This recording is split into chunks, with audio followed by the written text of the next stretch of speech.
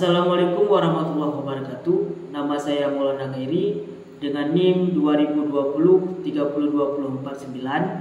Pada kali ini saya akan menjelaskan sedikit tentang proyek akhir saya yang berjudul Rancang Bangun Augmented Reality berbasis Android dari buku paket fisika kelas 12 bab 6 radiasi elektromagnetik yang dibimbing oleh Bapak Safwan STMT selaku pembimbing pertama dan Ibu Ramadhani Eskom MT sebagai pembimbing kedua.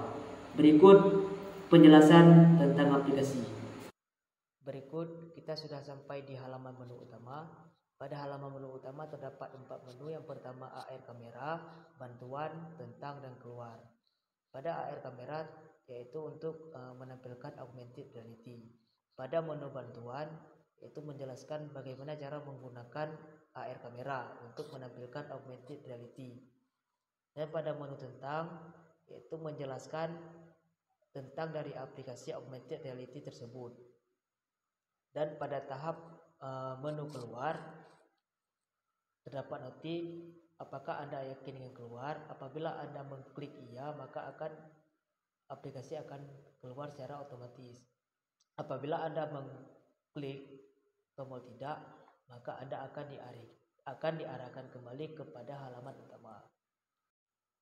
Langsung saja kita masuk ke tahap selanjutnya, yaitu klik menu AR kamera untuk menampilkan augmented reality. Kita mengarahkan kamera kepada gambar.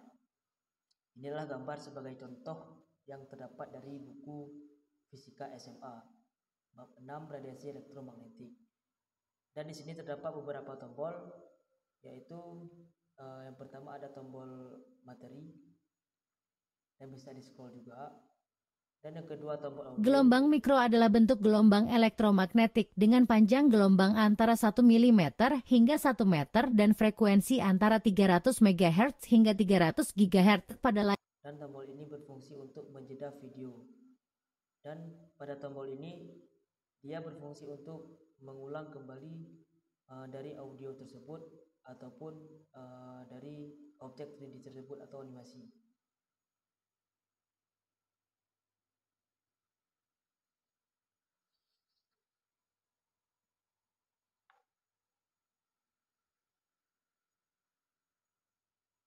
Dan inilah tampilan-tampilan dari hasil augmented reality pada bab 6 radiasi elektromagnetik. Baik, itulah tadi hasil dari penjelasan mengenai aplikasi augmented reality yang berbasis Android pada buku Fisika SMA kelas 12 bab 6 radiasi elektromagnetik. Apabila ada kekurangan dalam hal penyampaian, saya mohon maaf. Wassalamualaikum warahmatullahi wabarakatuh.